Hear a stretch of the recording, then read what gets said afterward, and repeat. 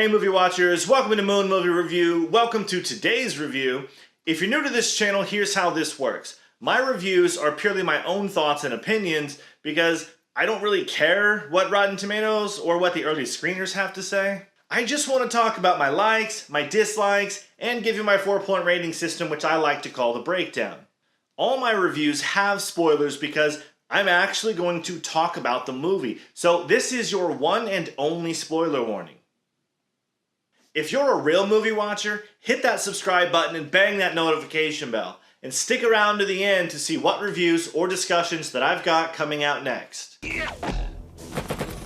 Stick around. Okay, movie watchers, let's review. Movie watcher question. What's the best ending that you've ever seen in a horror movie? Let me know down below.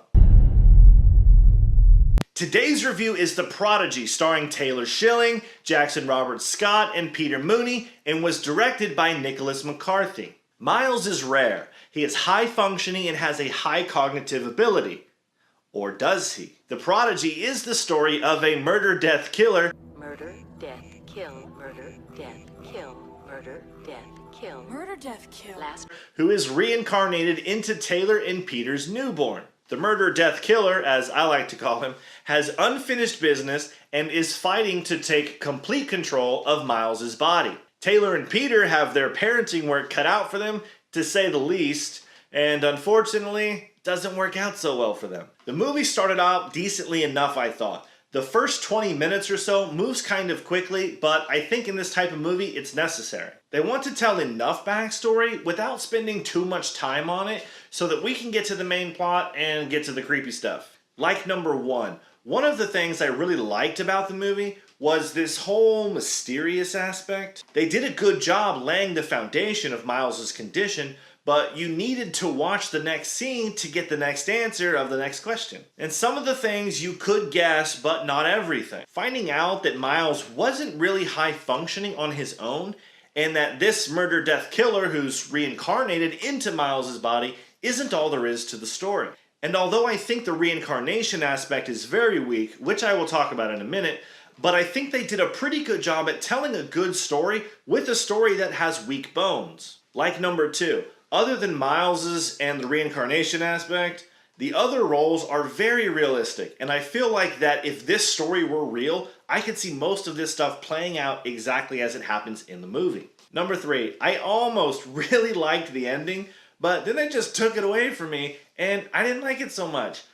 If I were writing it, I think I would have killed Miles off. That's just me. Moving on to my dislikes, dislike number one. The reincarnation rules are very weak and unexplained, and we kind of just have to take the doctor's word for it, like the doctor's word is truth or law or something, and I'm just not really a fan of that kind of writing. Implying that the child has only 8 years before the reincarnated one finishes their unfinished business, or he takes over the child's body forever?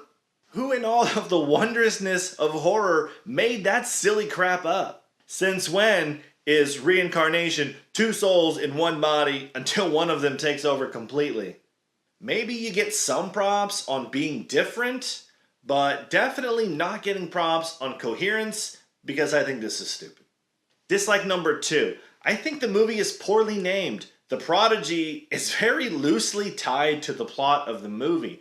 I can make the connection, I just don't think it's a solid connection.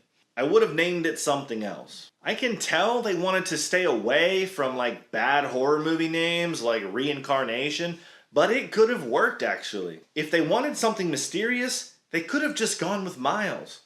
Or they could have done Miles Edward. Edward is the character's name of the murder-death-killer who's being reincarnated. Maybe even Miles Edward with a strike through the word Miles. You get the picture. Either way, I don't think the name is very fitting for the title of this movie. Lastly, I was really hoping they weren't going to do another lame horror movie ending where the bad guy lives through sheer luck and he's hiding out in plain sight just waiting to kill another day. I really would have liked it if Taylor's character just kills him in the end. That would have been a powerful ending. I mean, come on, think about it. A mother having to kill her 8-year-old son because she lost him to a reincarnated serial killer? How is that not your best ending? I would have even liked it if Peter's character, who's Miles' father, would have left the hospital early just to kill his son / murder death killer. Either of those two would have been great endings, but no, we got the generic, he lives to kill another day. Okay, movie watchers, here's the breakdown.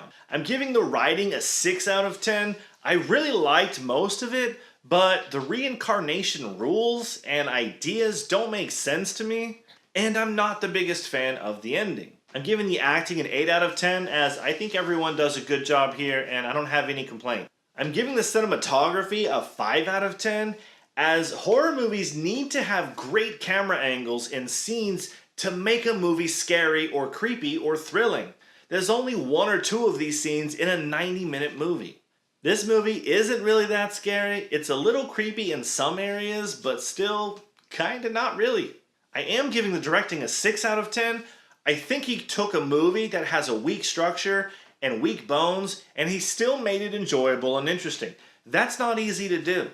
Overall, The Prodigy gets a 6 out of 10 from me. It's probably a better movie if you're someone that gets scared easily, but I am not that person. Thank you for watching. I hope you enjoyed this video. As promised, my next reviews or discussions are Cowboy Bebop Part 2 and Alita Battle Angel, and I will have Kevin Kane with me for both of those for the Lunar's Cut, so check back soon for those guys, and I'll see you on the next one.